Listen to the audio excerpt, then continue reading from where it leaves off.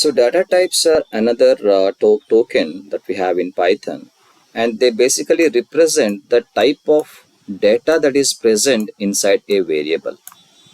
Now in Python, we are not required to specifically write the data type, because based on the value that we are assigning to a variable, it automatically decides what type of data that variable is going to carry.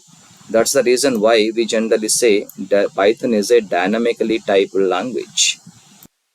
Let's say we have taken a variable a equals to 10, and we have a function called type which can calculate what type of data it is dealing with. You can see here this int indicates this a is now behaving as an integer. Now if the same a, when I'm trying to write some hello, now when I check the type of a, I can observe the same a is now behaving like a string. So based on which value you have assigned to a variable, accordingly the type of the variable is decided. That's the reason why we call Python as a dynamically typed programming language. Now Python has broadly so many built-in data types. We can categorize them into like numeric types, where we have integers, floating point numbers, and some complex numbers. We have Boolean type, where we have only bool, which is going to represent the Boolean results. We have binary types, we have bytes and byte array to represent them. We have sequence type, where we are trying to make a group of characters or group of items like string, list, and tuple. We have set types. Here also we keep some elements together, as well as Trojan set. And mapping types, where we take the element as a pair like key and value pairs. For that I can use this dictionary. And there is a special type of data type we have in Python, that is your none. So let me start with the first category of data type, that is your numeric types. To represent numeric types, we usually take the help of a data type, that is your int. Okay. Now let's see here.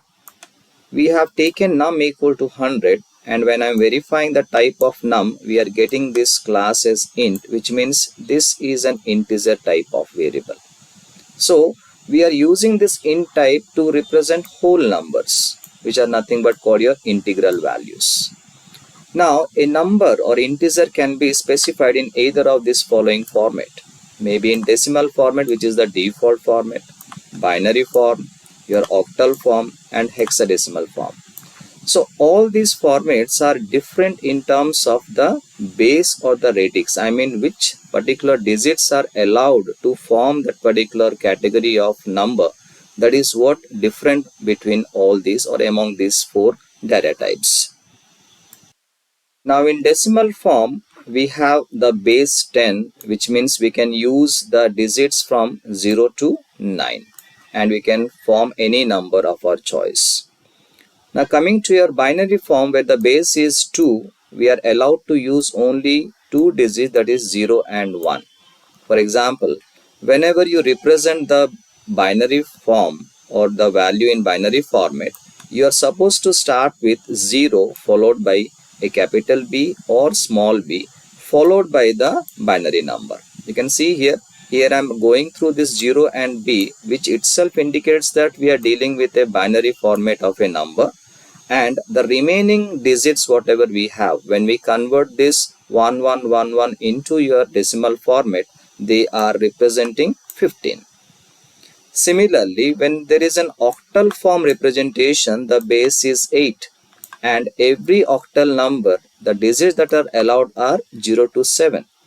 And to identify how you are defining an octal number, we must begin with 0 followed by either small o or 0 followed by either capital O.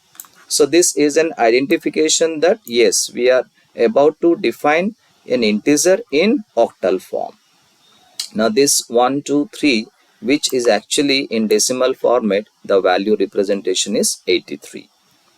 Similarly, in hexadecimal form, the base is considered to be 16, and the values that are allowed are the digits, that is 0 to 9, and the alphabets A to F, which can be either in lowercase or in uppercase.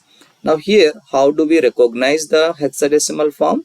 We have to start or prefix with 0 followed by x, lowercase x, or you can also use 0 followed by capital X or uppercase X. You can see here I am representing a number in hexadecimal because I have started with 0 followed by X, and 1, 2 because I am allowed to use any digit between 0 and 9, and I am also adding one alphabet which is allowed between A and F, and this actually represent 300 in hexadecimal format. So even though we are allowed to define or represent the integer or numeric type of values in all these four different formats, okay, but whenever we represent them, whenever we print the value is always going to be in decimal format only. Like here I said, I can store the number in binary format, but when I'm going to type the value of this, I'm going to get the result in the form of decimal number system only. Let's see it now. Let's say we have taken A equal to 0 followed by B and 1, 1, 1, 1. So we understand this is a binary number or the binary representation of a numeric value. But when I'm trying to print the value of A, you can see I'm getting 15. I'm not getting the binary representation here, because though you are allowed to store them in different formats of numeric type, that is your binary, octal and hexadecimal, but the result or whenever you try to represent, it will be always in the decimal format. Say for example, we take say P equals to, I am writing 0 followed by small o, then 1, 2, 3. So this is in octal format because we started with 0 followed by small o. Hence, when I am printing the value of P, you can see I am getting 83, which is actually in decimal number. So though you are allowed to represent a number in any of the formats, but ultimately when you represent or when you display the value of that, you will be getting the value only in the decimal format. Now, in case of these numerical types, Python has provided us three built-in functions which can be used for conversion of the base. Because we understood that there are four categories of numeric type here: decimal form, binary form, octal form and hexadecimal form. So if at all we want to change from one format to the other, then we can use this base conversion functions. To start with the first one, bin, we can use this bin function in order to convert an integer from any base to binary. I mean, you can convert from decimal to binary, octal to binary, hexadecimal to binary. Like you can see, we have taken bin of say some 12. Okay, so 12 is a decimal number format. So I'm trying to convert that into binary, as a result of which I'm getting 0, the small b followed by 1, 1, 0, 0. Similarly, I'm trying to take some octal number here and I'm trying to convert into binary. So this is where we have taken an hexadecimal number and tried to convert into binary. So with bin function, I'm allowed to convert decimal to binary, octal to binary and hexadecimal to binary. Let's check it now. Let's say I'm writing bin of say 12. So you can see this 12 is a decimal number and which I could convert into the binary format. Similarly, let's say I'm taking bin of 0, some capital O, say to 3. Now this is an octal number which has been converted into a binary. Similarly, if I'm taking some 0x followed by 2, 4, some A, now this is how an hexadecimal number is converted into binary. So any format you may consider, decimal, octal, hexadecimal, they will be converted into binary. The next function we have is your oct, and as the name itself indicates, oct can be used to convert an integer from any base to octal. So like you can see here, I am applying oct on a binary number 1, 1 and I am getting a corresponding result in the form of octal. So here we have taken a binary number, here we have taken hexadecimal number. So we are getting the corresponding octal format of each one of them. Let's say I am writing oct of say 1 1. So here 1 1 is your considered as a decimal format, which I am getting in the form of an octal. Similarly, if I am writing oct of 0 some b, say 1 1 1. So here, okay, so we should have been using 0, then b, then 1 1 1. So I will be getting the corresponding octal number here.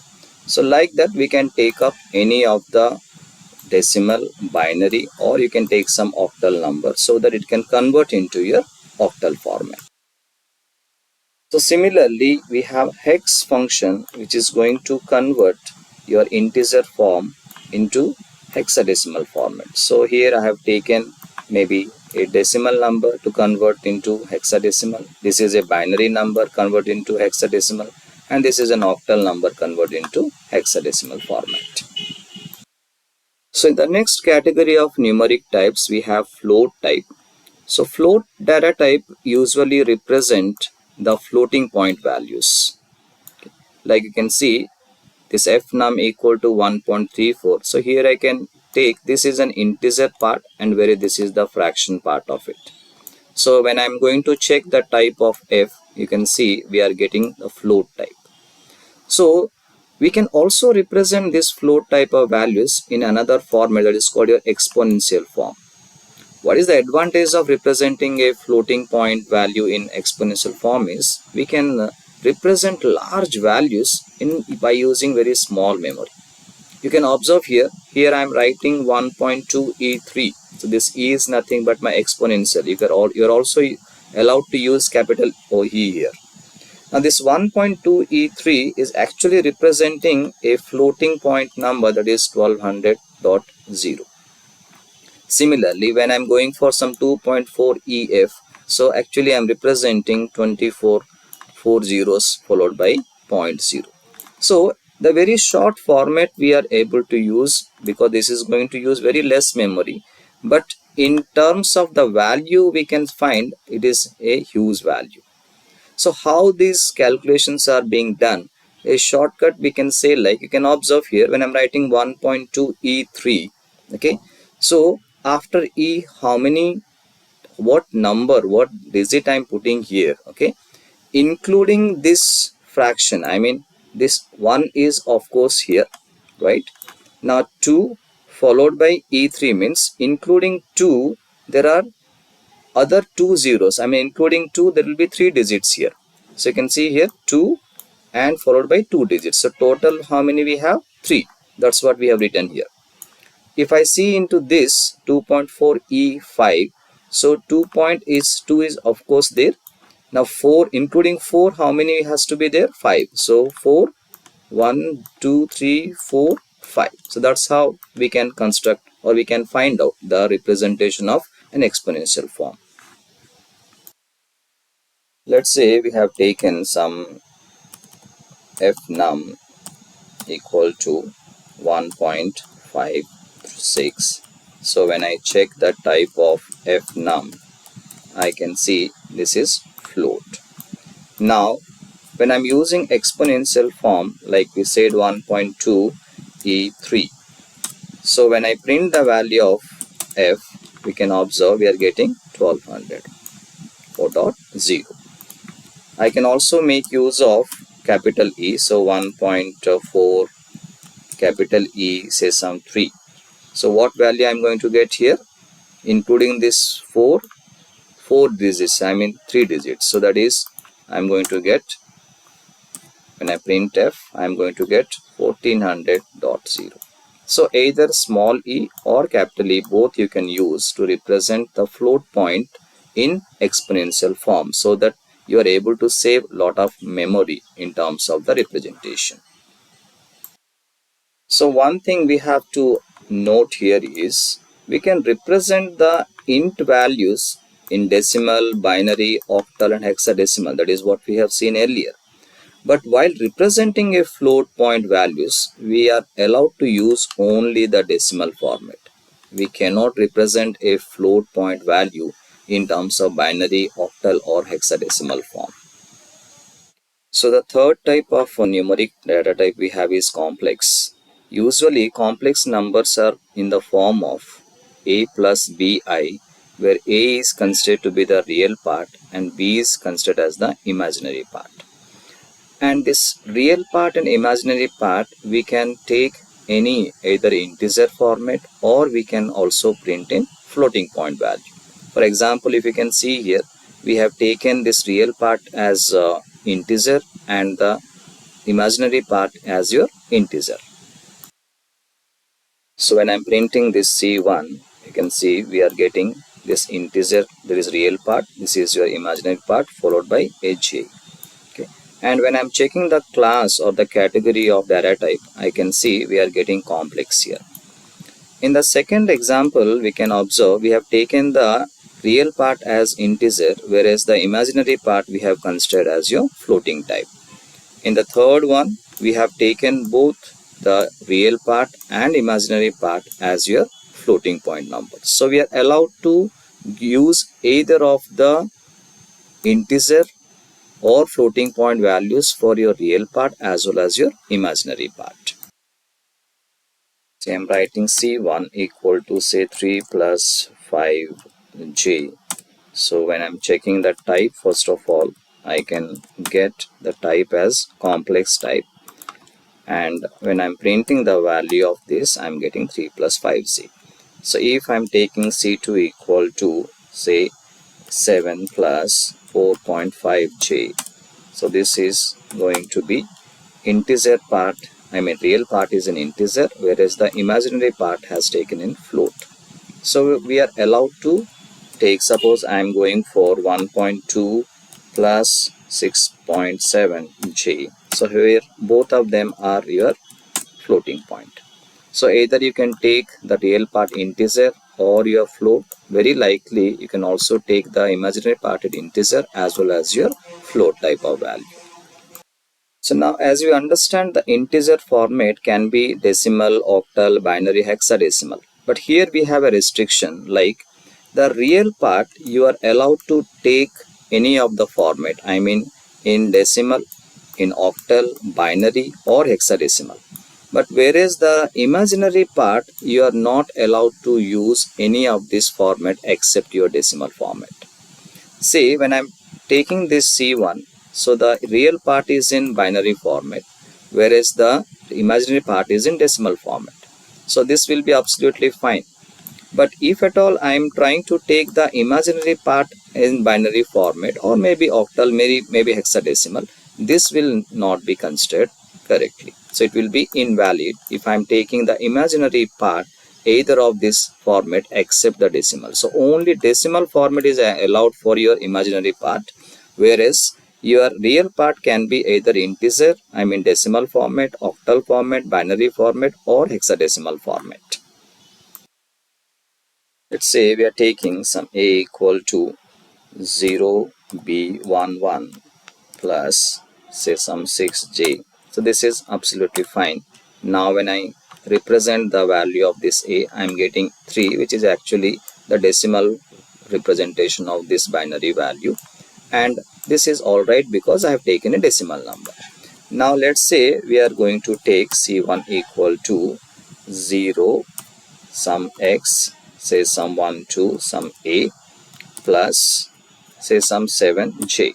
So this is also accepted because I have taken the real part as hexadecimal, whereas keeping the imaginary part as decimal format. Now if I am going for say 4 plus 0b11 then j, so now we can see we are getting an invalid entry because the binary representation for the imaginary part is not allowed here.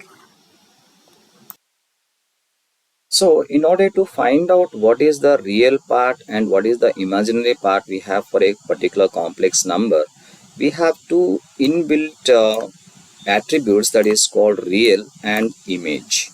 Okay. So now how, if at all this is a complex number I have written, if if I want to extract this real part or I want to extract this imaginary part, we can make use of these two. For example, you can see when I'm going through c dot real, I'm able to extract the real part of this complex number. Similarly, when I'm going for c dot imag, I'm getting the imaginary part of this particular complex number. Let's say we have taken say 2.3 plus 7.8g. So now if I write c dot real, I'm going to get the real part, whereas c dot imag, I'm getting the imaginary part. So at any point of time, you can extract what is the real part and what is the imaginary part by making use of these two predefined attributes.